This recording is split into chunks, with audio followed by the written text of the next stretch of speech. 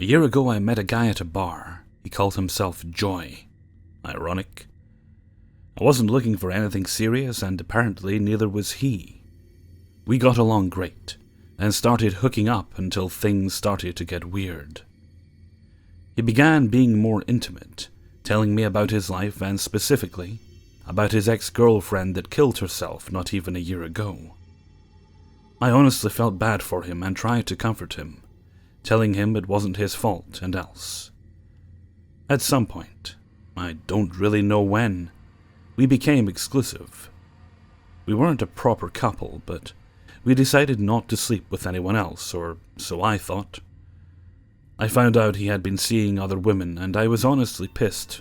For me, honesty is a very important thing, and he seemed to be toying around with me. I set my mind and ended it with him, to which he didn't seem to care. Now, I was kinda sad and angry at myself since I felt played with, and I should have known better. That didn't last long, though, since he kept texting me like usual, asking me to hang out as normal. I told him I wasn't interested and that I honestly didn't want to waste my time anymore. Then, things got creepy. He accused me of seeing someone else, said I was dishonest, and even called me names like slut and else. I wouldn't have it. I told him he was mental and that he should stay away from me. He threatened to kill himself. At this point, it was beyond clear to me that he was either on drugs or mentally unbalanced. Either way, and because I have a history with suicide, I was really triggered by that. The thought of someone I know dying and me not doing anything about it wouldn't let me sleep, even if it was just blackmail. So I text one of his friends and tell him to just check on him. A couple of days passed, and he called me saying he was sorry, that it had been a rough couple of weeks for him, and that he really wanted to see me. At least, just to talk. I naively accepted. We decided to meet up at a bar we used to go to, and we mostly sat in silence. I was still kind of hurt, and in no way I was planning to get back with him. I guess I just wanted to know he was okay. The few words we exchanged were to order our drinks and some fries. It was almost as if he was ignoring me, and I got tired pretty quick. I finished my beer, left my part of the money on the table, and told him to have a good life. As I was leaving, even more pissed than before, I heard someone running behind me. Tired, I turned to face someone who was probably him, and felt a cold shiver down my spine when I saw the look on his face. It was honestly like he was possessed. He caught up to me and shoved me to the wall with his hand on my throat. "You're not going to leave me like that," he yelled, squeezing his hand. Now, never in my life had I been in a situation like this before, so the fear paralyzed me. But bless the waiter who ran after this maniac because he didn't pay off the rest of the bill. I guess he had some experience with troublemakers because, in a few seconds, he had him locked down under his arm. I rested against the wall crying and coughing while the waiter called for help. I thanked him, but left for home immediately. I only told my best friend what happened, and my fear turned to anger. I wanted to rip that guy apart, but I'm smarter than that. I am 160 centimeters, and I didn't exercise in any way. If someone was going to be ripped apart, it was me. So I let it pass, under the condition that if he contacted me again, I would find a way to end him. He never contacted me again. Why am I telling this story now? Well, about 2 months ago I saw him. Not in person, but on TV. He's being accused of the murders of 3 girls who, according to the investigation, were his girlfriends at the time. He's being classified as a serial killer, and the year he was inactive, between the last kill and the second to last, was the year we went out. Why didn't I report it to the police? I tried. However, they told me I was useless since I hadn't seen him in years. I'm not afraid anymore, but I'm sad. I'm sad thousands of women, especially in my country, get killed every year, and very few people take the time to find the responsible. Dear Joy, I'm not the insecure, weak girl I was back then, so for your sake, let's not meet again, or I'll make justice myself. 2. This happened to me in my late teens.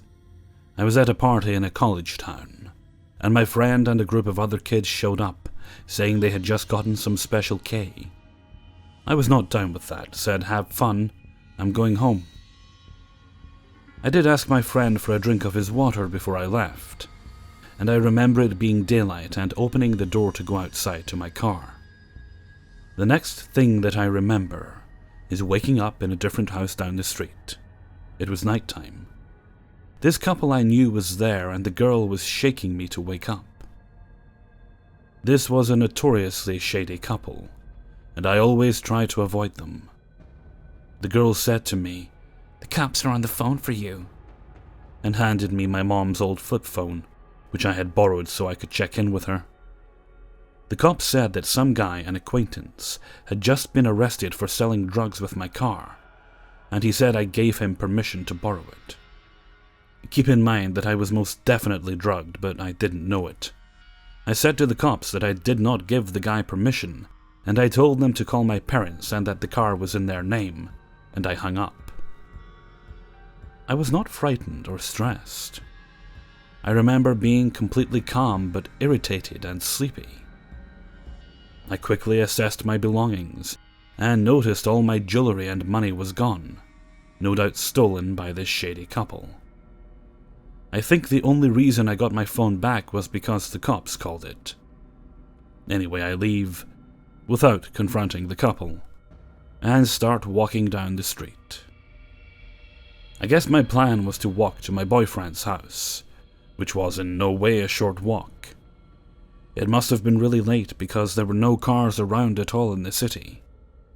I walked down the middle of a normally busy road, and as I got farther from the streetlights, I had this feeling I was being followed. I kept glancing back, and eventually a man, short, fat, and balding, probably in his 50s, emerged from the shadows. He walked next to me for a while and made some conversation.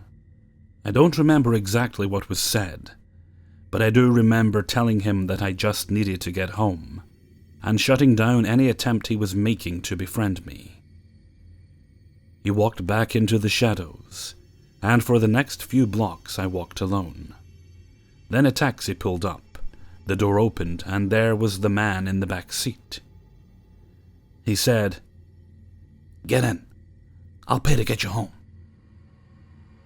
I remember being hesitant, but he kept saying it was okay, and eventually I got into the taxi. The guy kept hugging me, and I remember the taxi driver looking at me like I was some prostitute or something, giving me the side eye through the rear-view mirror. The old guy tells him where to go, and it is not to my boyfriend's, although I couldn't remember where later. The guy says, "My brother will take you the rest of the way." I protest, but the cab driver clearly wanted me out of his cab, and being unable to pay for the cab ride myself, out I went. He leads me around into his basement. He keeps stroking my arms and muttering. When we get inside, I grabbed a lamp and was getting ready to smash it over his head when down comes the brother. The brother of this man, probably also in his 50s, starts yelling at the guy, "You can't keep doing this!" The man puts his hands on his ears and starts crying and rocking. They scream at each other for a while. The brother tells me he's sorry, and he'd take me wherever to get me out of his house. We get in his car, the creepy guy still holding my hand in the back seat, and they took me to my boyfriend's house. I went inside and up to bed and went to sleep. I slept for 23 hours. It never occurred to me that I was drugged until much later. I never called the cops, and I still don't know what that guy's intentions were. But the fact that it appears he has done this before always creeped me out. I never found out who drugged me, or with what. I asked my friend about it, the guy I asked for the drink of water. And he really didn't know what happened. Part of me thinks maybe he had something in his water and forgot. He was a druggie, and his memory of the night was not good. Anyway, that's my story. 3. This happened back while I was in college a couple of years ago. Me and my roommate moved into a beautiful apartment our junior year of college. Our parents made it extremely clear that 2 small females living alone together was not ideal for some of the cheaper, shady neighborhoods close to our college. We attended a college in our state capital, so we were in a city environment, and had certain criteria we had to meet in order for us to live there, and for them to co-sign our leases. Lit sidewalks, keyed entry into the apartment building, lit parking lot, X amount of blocks from campus, etc., etc. So we finally found one that fit our parents' criteria. Our apartment building had a keyed entry for both the front of the building and the back gate that led to the fire escape. Our apartment was an end unit that led to the fire escape, so there was 2 deadbolt locks on it. We loved our apartment. We felt safe, we had fun, truly living the college experience.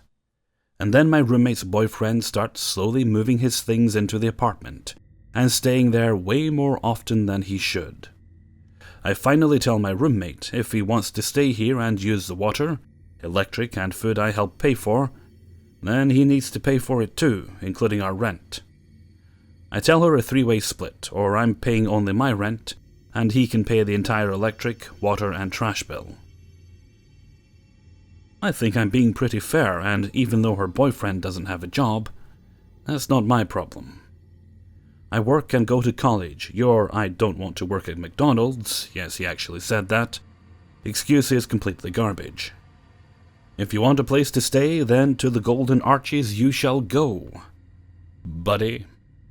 So instead my roommate starts sneaking him in really late at night after I go to sleep, and he leaves on days I'm home. While I'm in class, he's there, then leaves before I come back. My schedule is extremely routine. Well, he can't have a key, so if my roommate is in class or at work, how is he getting in? He can't take my roommate's key because if he decides to leave halfway through the day, how will she get her key back? All good questions. The solution they come up with is to leave the back door unlocked. That leads to the fire escape. And then he can just jump the fence at the bottom of the fire escape to get back on the fire escape when he's ready to come back. Or stick a rock in between the door, whatever works for him. So, I'm off of work and school one Thursday morning, and decide I'm going to sleep in as long as I possibly can. My roommate and her boyfriend have already left for the day, so naturally, they leave the door unlocked. I'm asleep like a pretty princess. It's about 10 in the morning when I hear the back door open to the apartment. I come to just enough to recognize the noise, realize it's my roommate or her boyfriend, and I brush it off and try to drift back off. All of a sudden, I start hearing someone creep through the apartment. Wooden floors. It definitely doesn't sound like casual walking. It is clearly someone stepping slowly and quietly through the apartment. My door to my room is ajar, just a sliver. But I don't see anything out the door, and I'm honestly too tired to get up and look. A couple minutes pass, and I figure that my roommate and or her boyfriend are just being weirdos and I fall back asleep. I can't be sure how much time passes before I open my eyes, but it can't be too long. I wake up to my door opening. My back is to the door, and I am facing the opposite wall. I slowly start to turn over to see why my roommate or her boyfriend would dare wake me from my slumber. And there he is, a burglar in my room. Next to the bed I'm currently laying in. A 6-foot-tall, 250-pound minimum burglar, unplugging my TV about 5 feet from where I currently am. I immediately pretend I'm just shifting positions in my sleep, and continue to roll over with my eyes as shut as I could make them seem, still open enough to watch what was going on. He hears me shuffling as I turn over, stops, looks dead at me, and luckily doesn't realize that my eyes are open just a tiny bit. He goes back to unplugging my TV, my DVD player, shoves it in a bag he's brought, like those bags from IKEA, and steals my change jar and casually starts walking out of the front door to my apartment, like he came in for a cup of fucking tea or something. After I hear the door shut, I immediately spring out of bed, grab my phone, start dialing 911, all while locking the back and front doors. The dispatcher is trying to calm me down. At this point, I am hysterical. I can't even catch my breath to tell her I'm okay. Luckily, I told her my address before I started hyperventilating. Pause. I will take a second to commend the police department, both my city and college, because they were there in less than 3 minutes. Resume. She tells me the cops are there, but they need me to go downstairs to let them in the building, because they don't have the key to the front door of the building. I am so afraid to open the door to my apartment, and even look down the hallway. I'm about to walk to the front door and extend my arm out to the handle when I hear, "Ma'am, it's the police." As if I didn't get scared enough already, they yell through the door. I am paranoid because the dispatcher just told me they couldn't get in, and I didn't realize someone probably let them in downstairs. I ask the dispatcher to confirm that the people at my door are actually police officers. She tells me that they are at my door. Okay, cool. I open the front door and I collapse right there. My legs completely turn into jello and I just hit the floor. I blacked out for a brief period of time. But they help me up and sit me down on the couch. There's at least 10 officers in my apartment from both the city and college departments. When I look outside the living room window to the street below, there are 5 or 6 cop cars blocking the street. I later found out they were doing a perimeter search around the immediate area. I'm being bombarded with questions now. I have to try to find out what's missing besides the stuff from my room. I'm crying, I'm shaking. This is not at all how I saw my day off going. I tell them my roommate left the back door open for her boyfriend.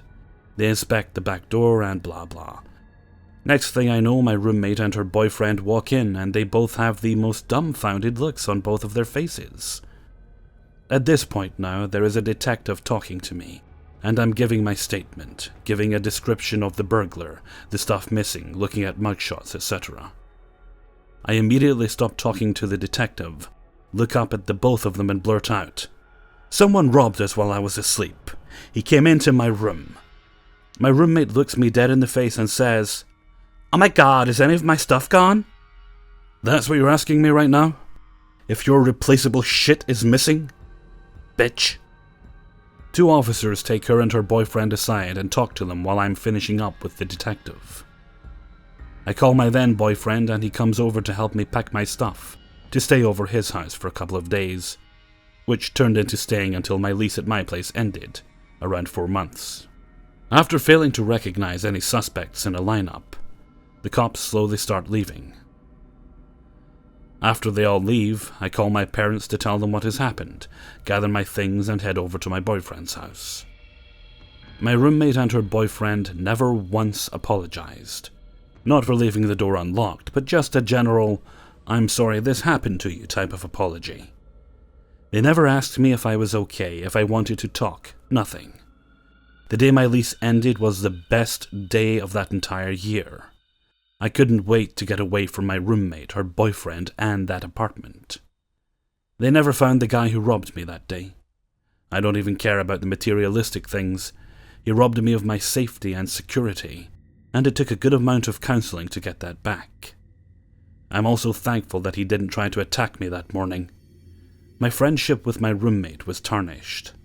I haven't spoken to her since. To this day, I don't sleep with my back to the door. and I always have a knife under my mattress. Hey everyone, Hellfreezer here, and thank you very much for listening to 3 True Scary Stories, episode 230. Thank you very much to everybody who allowed me to use their stories in this video. I've got to say, I was thinking about story number 2 there, and it's quite odd that the police, I think, was it Mexico, maybe? If you click through to the original story, there's an article somewhere in the comments that takes you to a story. It's in Spanish, but if you don't speak Spanish, you can get it translated. Just use Google Translate, and I'll translate it for you. I'll give you the gist of what it's about. Where with the serial killer boyfriend, it's quite odd that the police didn't actually want that young lady's information, because I know, at least in my own country, if something like that had happened, anybody who had information about this person, especially during a period in which they were inactive, they'd want that information, because it helps build more of a profile of the person, it helps perhaps understand how these people are thinking, and it also helps establish a timeline. Because if a serial killer was active and then suddenly went silent for a year, and then picked back up again, it's something the police would want to know. So, perhaps those police officers need to be a bit more vigilant, is what I'm thinking.